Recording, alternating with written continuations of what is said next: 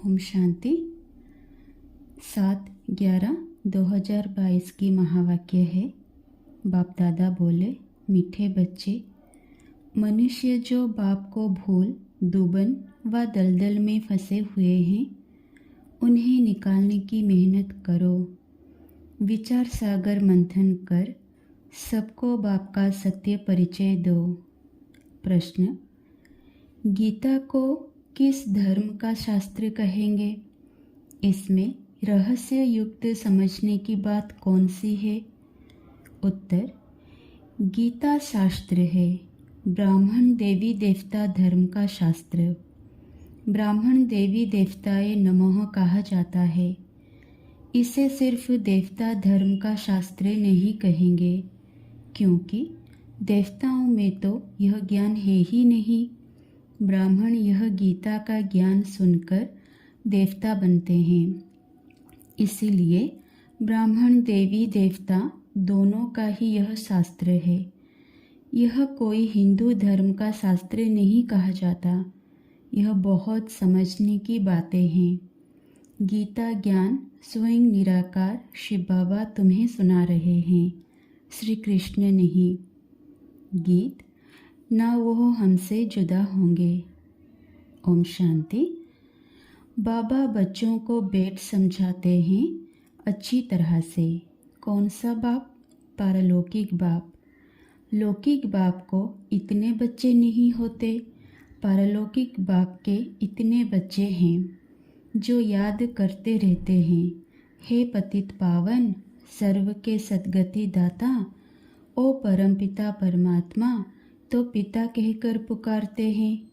परम पिता परमात्मा निराकार भगवान उवाच, निराकार परमात्मा तो एक होता है ना, दो नहीं होते। बच्चों की बुद्धि में बैठा है कि ऊंचे ते ऊंचा भगवान है। वो कहाँ रहते हैं? जहाँ आत्माएं रहती हैं।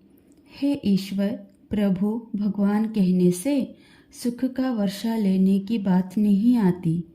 बाप कहने से वर्षा याद आता है, परंतु मनुष्य बाप को नहीं जानते। भारतवासी ड्रामा अनुसार रावण मत पर अपनी दुर्गति करते हैं। तो पहले पहले यह समझाना है कि ब्रह्मा विष्णु शंकर सूक्ष्म शरीरधारी हैं। मनुष्य स्थूल देहधारी हैं, परंतु स्थूल व सूक्ष्म देहधारी को बाप नहीं कहेंगे। बाप परमपिता परमात्मा निराकार को कहा जाता है। भूल क्या हुई जो दुर्गति हुई? बाप द्वारा सच्ची गीता सुनने से सद्गति होती है। तो कोई को भी पहले पहले बाप का परिचय देना है, यह है मूल बात। परंतु कोई की बुद्धि में नहीं बैठता है। तब तो बाबा ने यह पोस्टर छपवाया है कि गीता का भगवान श्री कृष्ण बच्चा है या परमपिता परमात्मा। गीता किस धर्म का शास्त्र है? ब्राह्मण देवी देवता धर्म का कहना ठीक है। जैसे क्रिश्चियन का धर्म शास्त्र बाइबल है, ऐसे गीता को सिर्फ देवी देवता धर्म का शास्त्र नहीं कहेंगे जब तक ब्राह्मणों को ना मिलाएं। कहते हैं ब्राह्मण देवी देवताए नमः। बाबा ने बताया है देवताओं में ज्ञान है नहीं। वो यह भी नहीं जानते कि गीता कोई हमारे धर्म का शास्त्र है। ज्ञान है ब्राह्मणों को। सिर्फ ब्राह्मण धर्म का भी शास्त्र गीता नहीं कहेंगे, क्योंकि बाप दोनों धर्म की स्थापना करते हैं। इसलिए दोनों धर्म का शास्त्र कहेंगे। वहाँ तो कह देते कि हिंदू धर्म का शास्त्र है। आर्य का भी कह देते। आर्य समाज तो दयानंद ने स्थापन किया है। वह भल नया धर्म है, परंतु वह कोई देवी देवता धर्म के नहीं है। मूल बात है गीता का भगवान कौन? गीता में श्री कृष्ण का नाम डाल गीता को खंडित कर दिया है, क्योंकि मेरे से बुद्धि योग टूट गया। गीता में देखो बातें कितनी बताई है और गीता पाठशाला का मान कितना है। तो अभी देवता और ब्राह्मण धर्म प्राय लोप है। पुजारी लोग कहते हैं ब्राह्मण देवी देवताए नमः। उन्हों को यह मालूम नहीं है कि ब्राह्मण देवता कैसे बने, यह बतावे कौन। बाप कहते हैं कि मैं ब्रह्मा मुख वंशावली बनाए देवता बनाता हूँ, तो गीता हो गई ब्राह्मण देवी देवता धर्म का शास्त्र। सिर्फ कहें देवता धर्म का तो लक्ष्मी नारायण में ज्ञान है नहीं, यह बात समझने की है, परंतु समझाए कौन। शिव बाबा सुनाते हैं कि रुद्र ज्ञान यज्ञ से विनाश ज्वाला प्रज्वलित हुई। कहाँ रुद्र यज्ञ, कहाँ श्री कृष्ण, फर्क है। इस ज्ञान यज्ञ के बाद फिर सतयुग में कोई मटेरियल यज्ञ रचा नहीं जाता। अब यज्ञ रचते हैं आफत मिटाने के लिए। वहाँ कोई आफत होती ही नहीं जो यह यज्ञ रचना पड़े। गीता में रुद्र यज्ञ का भी लिखा है और यह भी लिखा है कि भगवान वाच, तो गीता में सच है आटे में नमक जितना, बाकी सब झूठ है। अब यह विचार सागर मंथन शिव बाबा नहीं करेंगे, ब्रह्मा और ब्रह्मा कुमार कुमारियों को करना है। इस समय मनुष्य तो एकदम दुबन में फंसे हुए हैं। दुबन व दलदल से निकलने में बड़ी मेहनत लगती है। तब तो बाप को पुकारते हैं। बाप कहते हैं तुमको 5 विकार रूपी रावण पर ही जीत पानी है। फिर सतयुग में तुम जीव आत्माएं सुख में हो। जो भी सत्संग है वहाँ तुम जाकर पूछ सकते हो। डरने की कोई बात नहीं। सब अंधकार में पड़े हैं, मौत सामने खड़ा है और कहते हैं अभी तो कलयुग में 40,000 वर्ष पड़े हैं। इसको कहा जाता है घोर अंधियारा। कुंभकर्ण की नींद में सोए पड़े हैं। कहते हैं भक्ति का फल भगवान देने आता है, सद्गति देता है तो दुर्गति में है ना। गीता में अगर शिव परमात्मा का नाम होता तो उसको सब मानते। तो बरोबर निराकार ने राजयोग सिखाया था। युद्ध के मैदान की कोई बात नहीं है। युद्ध के मैदान में इतना बड़ा ज्ञान कैसे देंगे, राजयोग कैसे सिखाएंगे। मुख्य धर्म 4 है, धर्म शास्त्र भी 4 हैं। अभी तो अनेकानेक धर्म, अनेक शास्त्र, अनेक चित्र हैं। अब बच्चों की बुद्धि में बैठा है कि ऊंचे ते ऊंचा है शिव बाबा, फिर नीचे आओ तो ब्रह्मा विष्णु शंकर, फिर साकार में लक्ष्मी नारायण, फिर उनकी डिनेस्टी, संगम पर ब्रह्मा सरस्वती। बस रुद्र यज्ञ सब रचते हैं तो शिव का लिंग बनाए पूजा कर फिर डुबो देते हैं। देवियों की भी पूजा कर फिर डुबो देते हैं। तो गुड्डे गुड़ियों की पूजा हो गई ना, क्योंकि उनका ऑक्यूपेशन कोई नहीं जानते। उनकी महिमा है पतित पावन। तो कैसे पाप आत्माओं को पावन बनाते हैं, अभी तो तुमको जगाकर जगाना है, अर्थात बाप का परिचय देना है। बाप को जानते नहीं, सिर्फ पैसा कमाते, कथा सुनाते रहते हैं। इससे क्या हुआ, तुम विद्युत मंडली में भी जाकर समझाओ।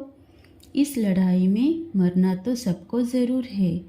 इस रुद्र ज्ञान यज्ञ से विनाश ज्वाला प्रज्वलित होती जाती है। लिखते भी रहते हैं कि हमने इतने बड़े बड़े बॉम्ब्स बनाए हैं, तो कल्प पहले भी इनसे विनाश हुआ था। यह सब बॉम्ब्स कोई कल्प पहले इन्होंने समुद्र में नहीं डाले थे, तो अभी भी विनाश होना है। कहते हैं विनाश काले विपरीत बुद्धि। कौन? कौरव और यादव। अभी तो प्रजा का प्रजा पर राज्य है, तो यह पोस्टर लाखों की अंदाज में छपाओ, सब भाषाओं में।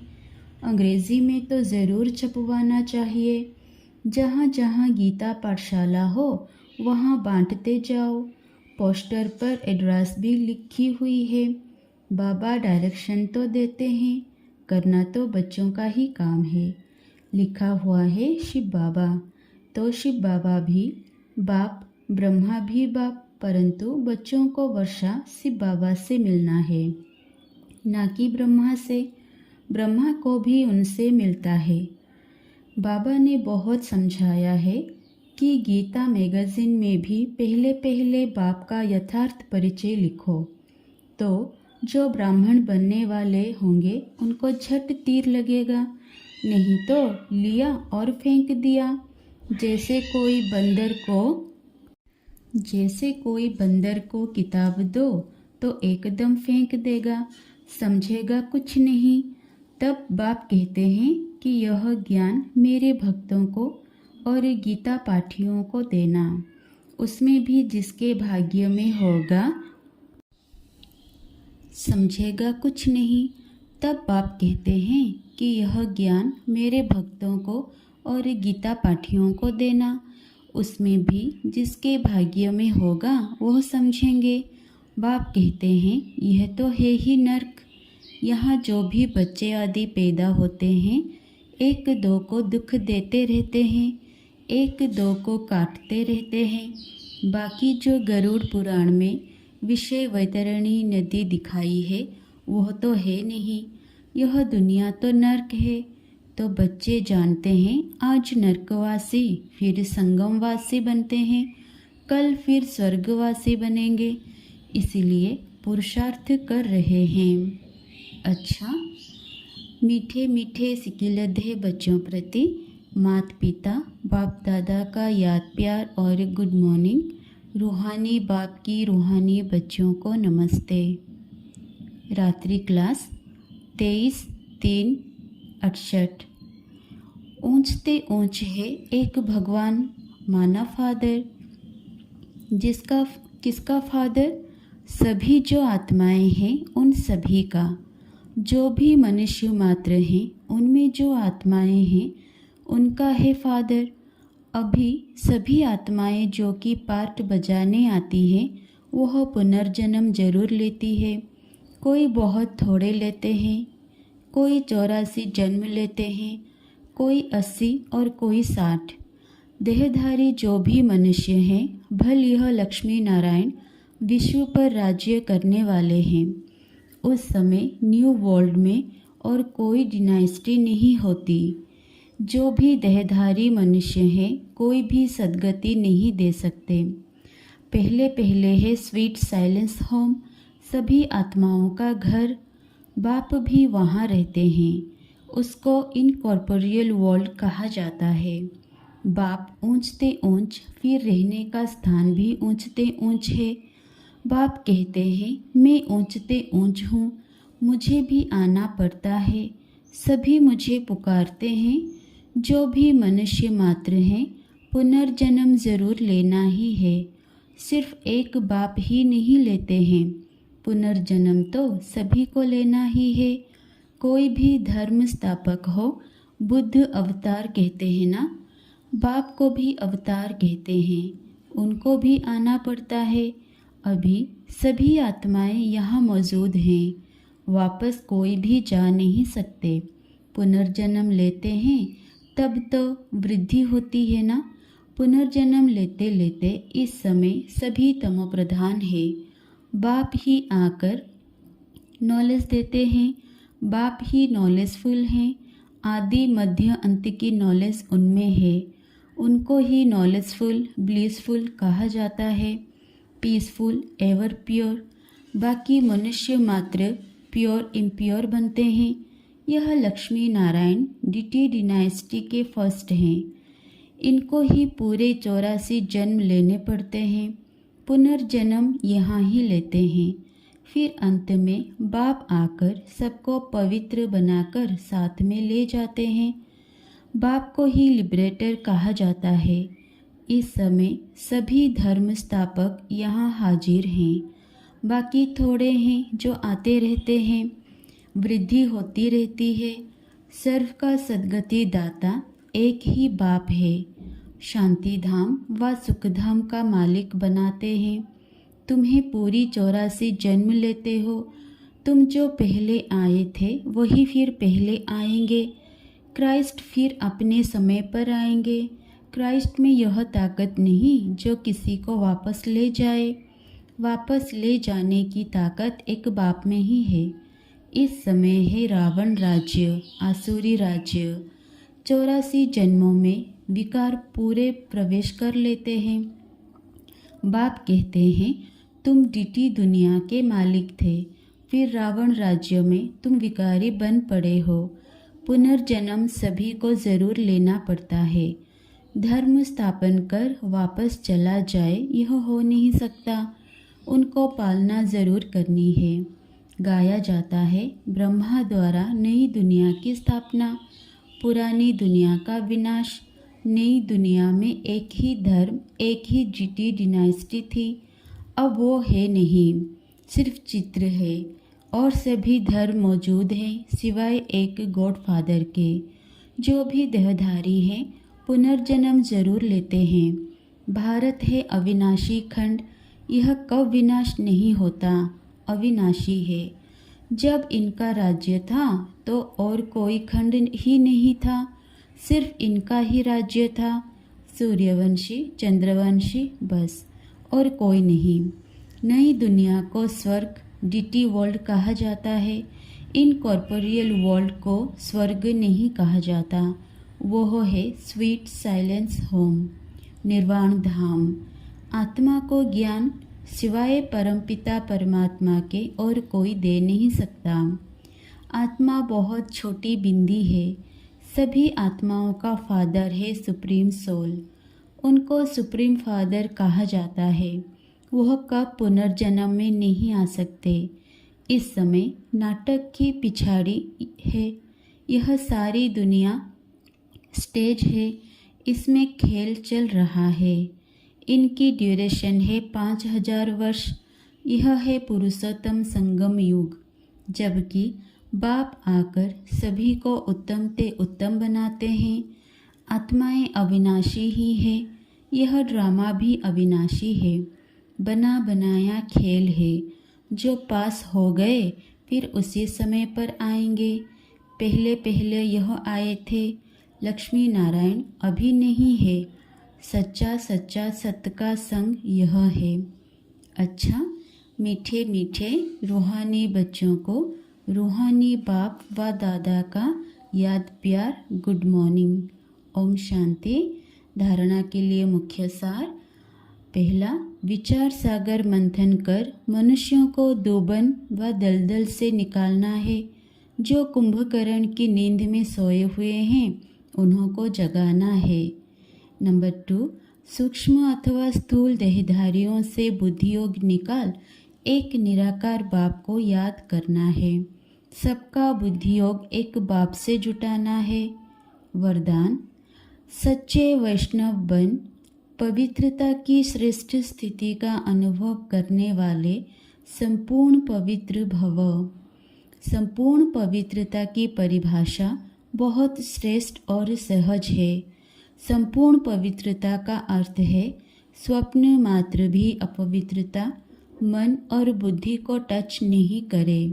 इसी को कहा जाता है सच्चे वैष्णव।